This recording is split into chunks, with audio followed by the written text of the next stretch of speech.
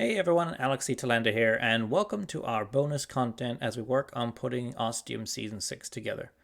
We're continuing with our Behind the Ostium series as we go in depth with the making and discussion of how each episode of Ostium came to be, as well as much more. I am joined by Dwayne Farver, a big fan of the show and creator of the spin off podcast Manifestations. If you enjoyed the Behind the Ostium series, you can get full access to over 50 episodes right now by supporting Team Ostium on Patreon at patreon.com/ostiumpodcast. You'll also get access to a bunch of other bonus content on there too. Once again, that's patreon.com/ostiumpodcast. We'll continue working on getting Ostium Season 6 ready for release in 2022.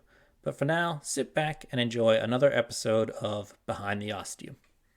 Okay, so you want to start talking about how you started with Manifestations and your world building with that? Sure.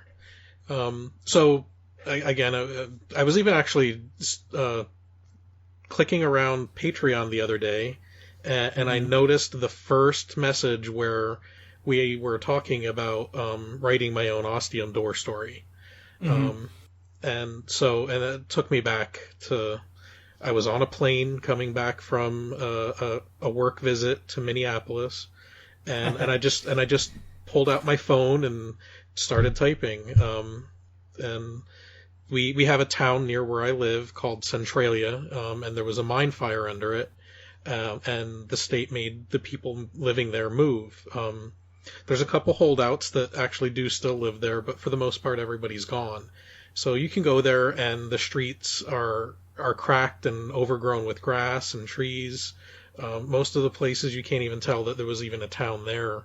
From the air, you still can. Like one of the sections of road had to be diverted, and they built a new road because it was just cracked. And at the height of the fire, there was constant smoke coming from out of these cracks in the road. Now it's called Graffiti Highway because kids go there and tag it with their graffiti.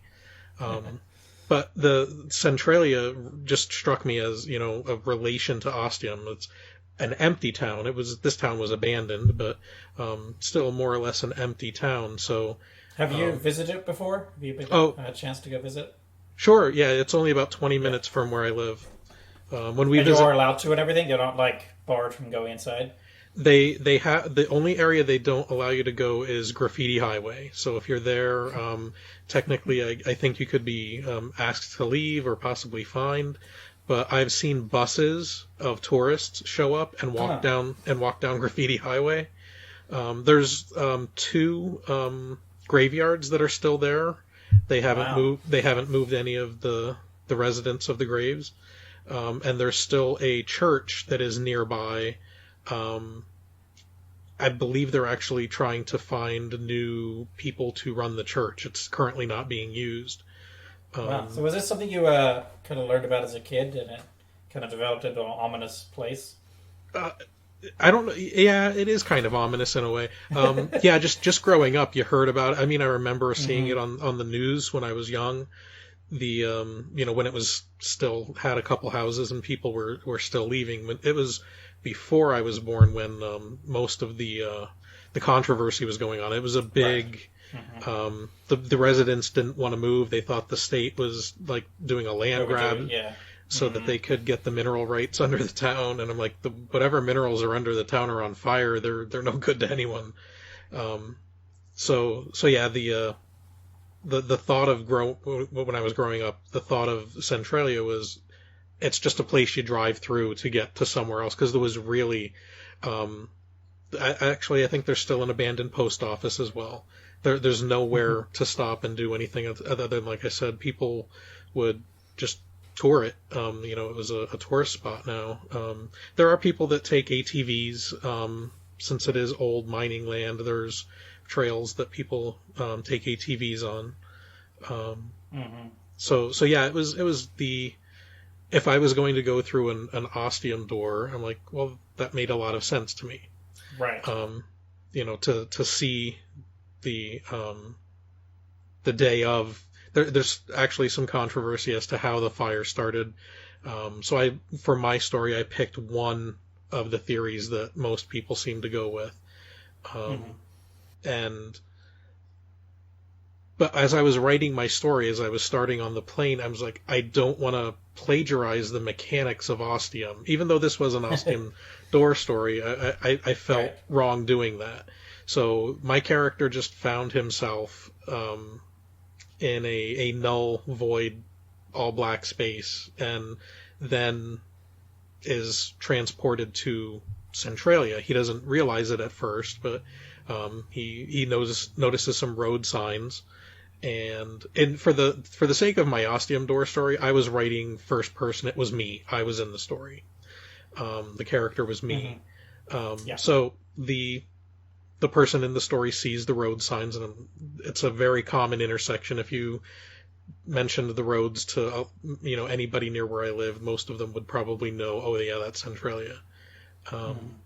Now, did you choose like put yourself kind of in the story as a first person to kind of help you write the story? Yes, that was a big way for me to find out what the character would do next. How would the character react? Is because that's how I would react. Um, it was a very, I don't want to say clean way for me to write. I didn't have to. Well, how would this person, this character that I'm writing, react? How would I want them to? It was just how would I react? Right. So I do. If I'm put in a stressful situation, I go into like a sort of mental triage, where I go through I sort of take stock of the situation. Here's what's going on. Here's what I need to do immediately. If there's something going on that needs to be changed, that's the thing that you focus on. It's a very, I don't want to use the word Vulcan, but it's kind of a very Vulcan aspect.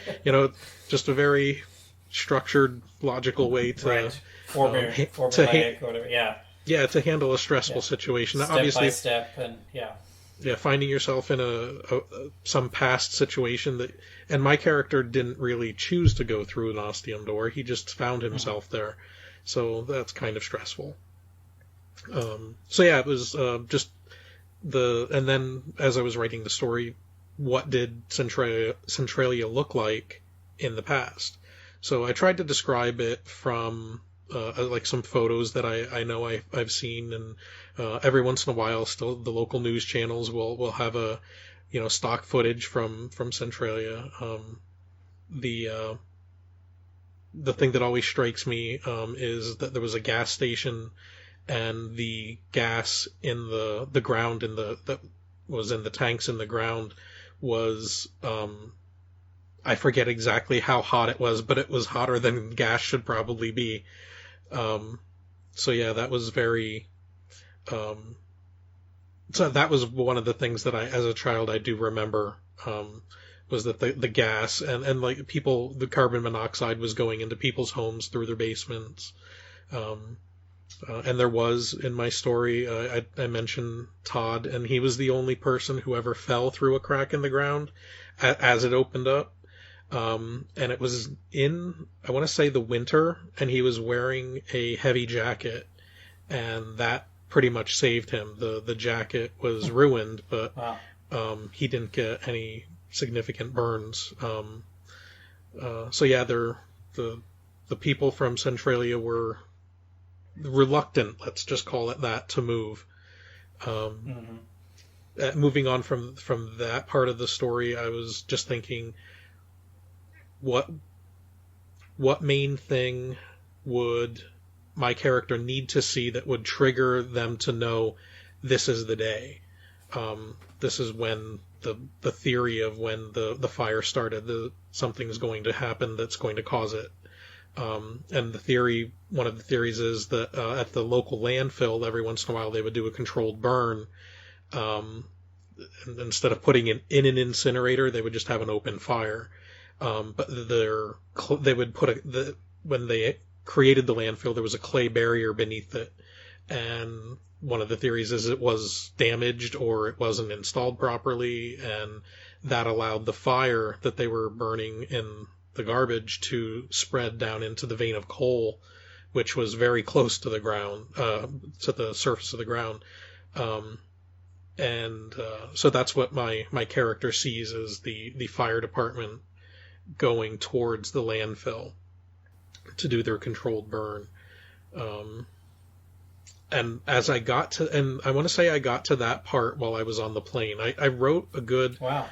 80 to 90% of my story was done on that short flight from Minneapolis to Philadelphia. Um, That's good. But they do say if you're when you're doing a short story, if you can't do it all in one go, because that way it will be a much more complete flow and idea that you're trying to get out. I want to say the only thing I didn't finish was how the story wraps up. Mm-hmm. And so the wrap up, I was like, how do I get him out of there? And then it just struck me. I was like, well, what if he's not really there? What Mm-hmm. if it's a and I plagiarized Quantum Leap. I had to. What if it's just his mind that's in the body of someone that's in Centralia? And again, I wanted to make it a little different than Ostium, Mm-hmm. the mechanics. So as he's being lowered into a car, sitting in a car, he notices his reflection, a la Quantum Leap, Mm-hmm. isn't his own reflection. Right. And once he sees that, that's when he starts getting pulled back into that null space, the darkness area. Right. Mm-hmm. And that was it. That was my story. That was my Ostium, my fanfic, my door story. That's all it was supposed to be. But So it sounds like a classic example of the bottom up approach, starting with a small place and a character and kind of developing it from there and not necessarily doing too much world building outside of what's happening to that character in Centralia with this event. absolutely, I didn't need to do anything else in the world because I had no Right. plans to write it. I only needed to focus on the immediate situation of the story. So Right. But at the definitely same bought it. time, you've also set up some interesting things that I definitely piqued my mind of like, oh, I want to explore further with this strange blackness thing and how he's not really there and everything. It makes you want where does that go from there and why is that happening and stuff like that. You weren't the only one. I let a couple other I let a couple other people read it. Like my good friend Matt, and I have a friend at work. Her name's Tracy. She's a real book hound. She reads a lot, and she read it, and she's like, "Well, what happens next?" And I'm like, "That's it. That's it. That's my story." And my friend Matt was the same way. So, well, where would he go next? Um, and I'm not sure. I did a lot of research on post World War II Europe, Hmm. and because my father was there, he was in the constabulary forces after World War II. Um, so I was going to write a story, just a very quick story, same as Hmm. my Ostium Door story, in somewhere in France in post World War II. Hmm.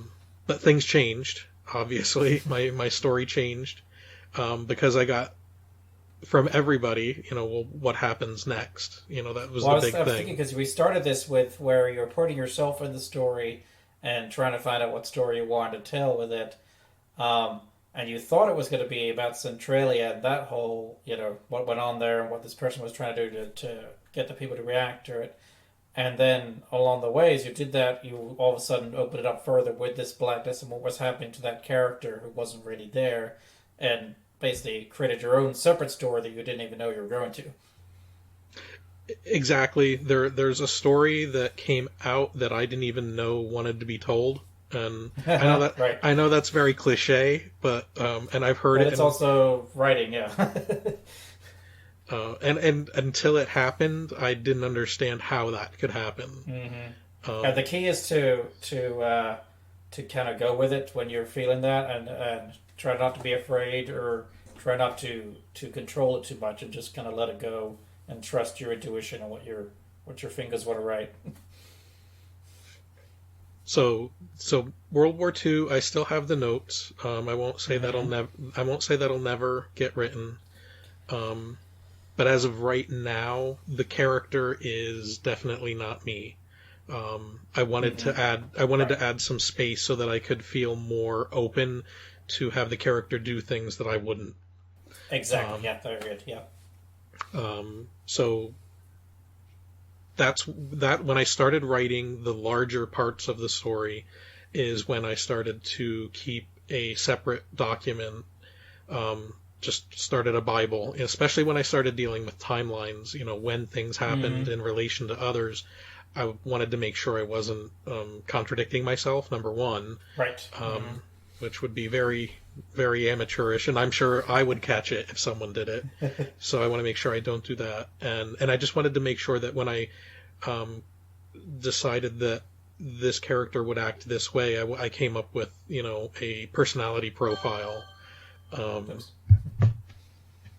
I just wanted to make sure that I came up with a personality profile for the character so that as I was writing in the future, I would know, oh, this is how he reacted before. It's probably how he would react again. So a lot of this is all done. This is before you even started writing any of the scripts, right? As I started writing the first episode is when it struck me that I needed to get a little more structured. Right. I need to do the top-down kind of method of creating more of the world and everything. Yeah. Yep. So I started writing, and that's when I realized I needed to just plan a little bit. And it wasn't a full-on outline. I don't think I've done outlining for any of this. I just took a lot of notes. Like if I was like you said during your day job, something strikes you. So I would just jot down a note. Perfect. And then transcribe it at night. Put it into the show Bible, and then go from there. And then as I was writing the story, I would have that sitting off to the side, and I could, that's what I wanted to do, and then write the scene. That's what I've got. I've got a little notepad app on my phone where I just jot down stuff during the day. If it's something where I think I probably will not remember that later, so I need to do that. I even for a little while was recording little voice recordings, but I found it easier just to type little notes. I've done that. I was driving the other day, and I've been listening to a lot of music to use in the podcast, and I got to a point and I'm like, I can't take my hands off the wheel, so I used the Google Assistant to take a note for me. Perfect. So yeah, the world building definitely, once I started writing the story, took a top down. I was like, I need to know what's going on so that I can explain it through the eyes of my character. The story is definitely first person for the most part. It was intended to be only first person, but it got to a point just a little over halfway through where I was like, this other character is a character. I can't the main character does deal with other people to a very small degree, but they didn't need their own voice. My character can relate what's going on first person in the story just through the narrative. But then it got to a point where I was like, this is just too hard to write. And then this character says this, and then they said that. So then I just like, all right, I'm just going to transition. It's a very hard transition. Maybe not. I like the way that I ended up doing it. So that the first character you hear with their own voice is this other character, and it's truly really the only other character that I plan on writing right now. But once I started in the world of the what is it called, the reset, right? In this particular season one thing. Correct. Of course, in this top-down approach, I did come to the realization that I haven't given anyone a reason to like the character or relate to the character. So that's when I wrote the prologues that actually deal with the character before he ends up in Centralia. Right, so some kind of grounding and stuff that can be relatable for the listeners. And planting little seeds, hopefully. Right. Yeah. And they're very short, which is one of the reasons I'm going with a compressed schedule, and I'm going to release 2 episodes a week. I think I'm going to keep to 2 episodes a week even when I get to the longer episodes. As long as I can keep on schedule, yes. Right. That's the key.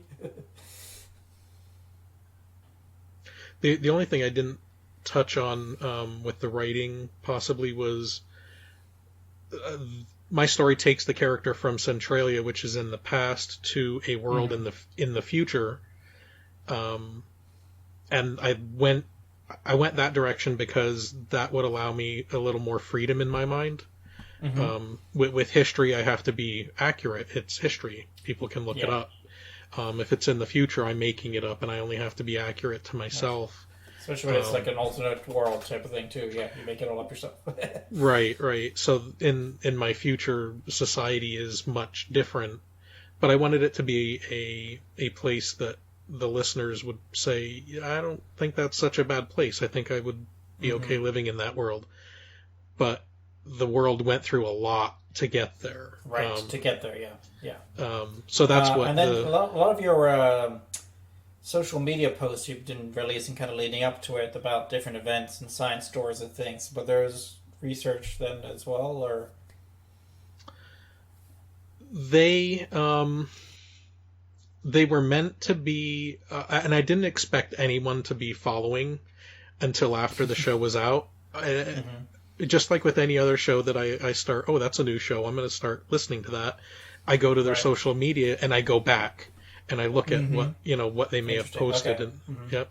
So I'm hoping people do that with my show. So Um, you've got little seeds along the way that you've kind of done to lead up to it. So it'll be yes, yeah more of a and complete story that way. the way that I'm releasing it, I'm at least saying that what you're seeing is being related on the Twitter of 2019 from a future event or from a future place, or I don't want to call them a company or a corporation, but a future Mm-hmm. group that is sending this information back.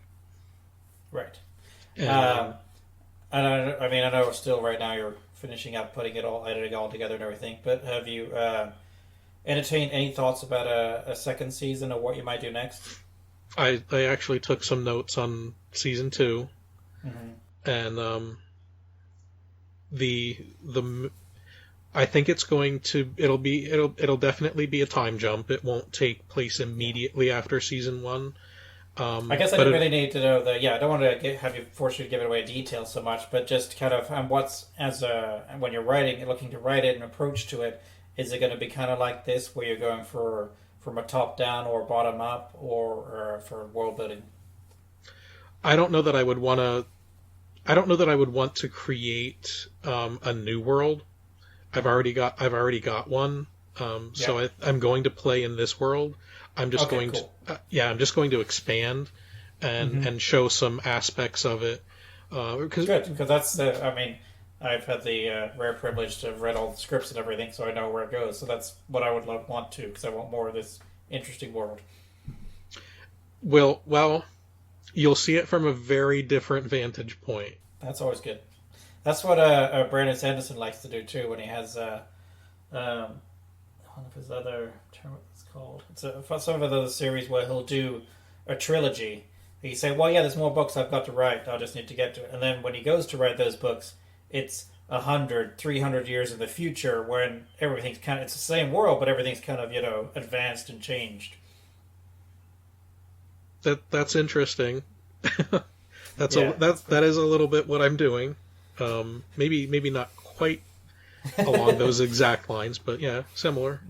a different angle. So, you got anything else you wanted to cover for manifestations? I would describe I would describe it as a slow burn. Mm-hmm. Yeah, definitely. It's Mm-hmm. definitely um, and I did mention that the character is no longer based on me, but Right. Yeah. at least in the first 2 to 3 major episodes, not the prologue, where the character is finding out where they are and exactly what has Yeah, happened. I was about to talk about that. Yeah, because I like that you don't do, which I think I mentioned before, about the immediate res, where you're just throwing you in the middle of everything, and the listener is just really confused and kind of lost as they try to find their footing. Because you start with the character not really knowing what's going on, and that's a thing common used in by authors too, because then the character has to find out and learn, and the reader or listener gets to learn all along with them. Exactly. I just hope that some listeners don't find that monotonous or tedious. No, I don't think so. It's a common style of especially in the speculative genres. The story is something that I'm hoping I made interesting enough that I'm giving out just enough information that makes people want to learn more about what happened, Right. and how it fits in with where he is and what's going on in the story at the present. Because it's obviously, we've said it's in the future, and he finds out what has happened in between 2019 and where he's at. So things change. Things change a lot, and he is. I'm trying not to give too much away. He wants to do the right thing, but he doesn't know exactly what that is. He knows he was in Centralia. That's not going to give too much away. Actually, I don't mind teasing or spoiling that episode. And that he wasn't himself there. And when he's in the future, we shouldn't expect anything different. Mm-hmm. As far as further world building, I just released the second teaser today, noting that I was going to be in Manhattan at FlameCon in a few weeks. Right. And I thought, instead of just having me sitting in front of a microphone saying that this is where I'm going to go, what if I build it into the story? So Right. I actually give coordinates, and that's the hotel where the convention's at. If anybody cares to Google them. And then and this is the second trailer you released, and it's kind of like, it's almost like outside characters they're not really going to get to meet in the main story, is it? We don't meet them in season one. That's what I was thinking. Yeah, it's like, oh, this is spilling the world a little more and showing something that you wouldn't necessarily expect. At least I still have the very last episode to finish writing. Mm-hmm. All the other audio is recorded. I just need to edit. So, I'm happy with where I'm at. I'm probably behind, but I'm pretty much happy where I'm at. So yeah, the characters that I used there are from a different point in time from season one. Right. Now, do you have their story or what's going to happen with them worked out, or is that just something you wanted to do for this particular trailer? No, I have some notes. It may not be those exact characters, but the situation that they're in, what they're doing, is definitely something that I'm going to touch on in the next season. So it's a fun little titillation. Yes. And like I said, I didn't plan to do it, but right. Whenever I think that, I just think I didn't plan to do any of it, so it just keeps evolving and growing on its own. But because you've already kind of world built it around of what the structure is going to be and how it is, you're able to do things like this and have it not, break the world or anything like that or go out of it. You're able to stick with what the framework you've already created. At least I hope so. Yes. Yeah.